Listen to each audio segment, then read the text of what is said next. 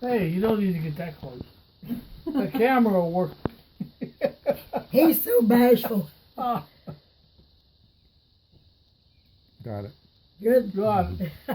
Okay, get back over that end.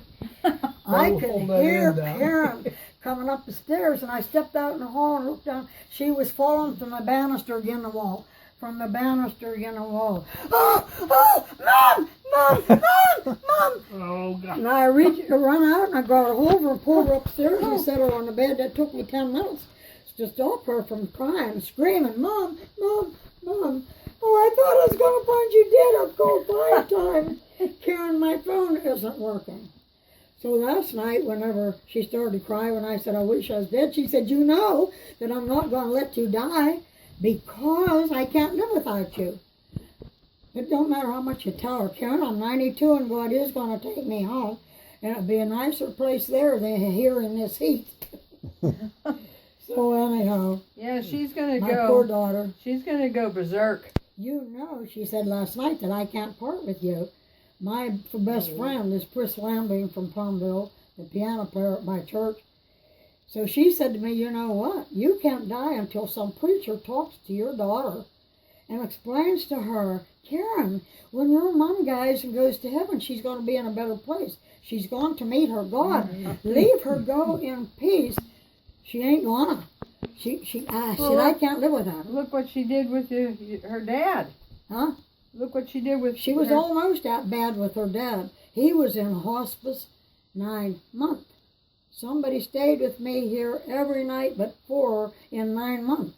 Everybody said, you must be a very well-liked person, that somebody would come and stay here because my kids didn't allow me to stay. Floyd was in bed in here in this room in hospice, and they said, if you come down sometime through the night to check on him, and he's gone, I'll just run through the house screaming. I wouldn't know what to do. Yeah, you're like your daughter.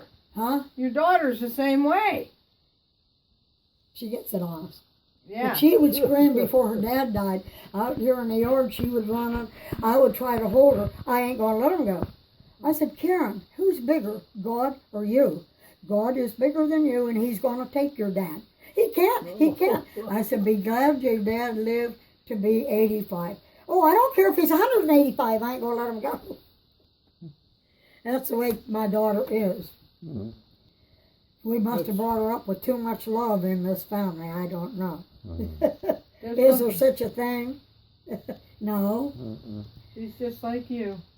Huh? She's just like you. And poor Ray, he sits there and says nothing.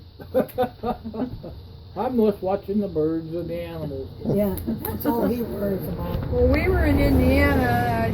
They didn't find anything on my test that new. A dangerous sitting by her 82, 83 years ago, but I remember everything from the day I was born. I remember everything. But anyhow, he opened the back door and he reached in and went like this, and I went, ah! He said, Claire, get her to the Indiana hospital immediately. You bursted her appendix. If I ever you go, gave her castor oil. Yeah, You gave appendicitis. her castor oil. I don't have any, so I can't go. So what'd your dad do after? Say he was sorry? Whenever he gave me castor oil, it burst Yeah. my appendix. So I was in the hospital a week. He said to Dad, get her to the Indiana hospital and get them to operate immediately. You bursted her appendix.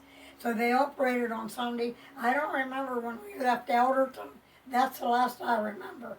Whenever the doctor told us at Elderton, I can remember he reached in and went like this. And then I don't remember getting to the hospital. I don't remember getting to the hospital, and I didn't know anything for a week. They never left me by my side, by myself. My dad's mother, my grandma coming. She sat all night with me, and I was laying there, water. I was dying with. Was you dying? I was dying with temperature. Oh. So my grandma had, they put a thing on my belly, and it had ice in it, a little ice pack. My grandma would up, take it off, get out a hunk of ice. She was eating her ice. She would go like that, 'cause I'm going, Oh, water, Water. Water. Oh, Water. water. Well, So what? I would have died, I believe, if my grandma wouldn't have took ice out of this ice pack Yeah. and put it on my lips. Did your So dad?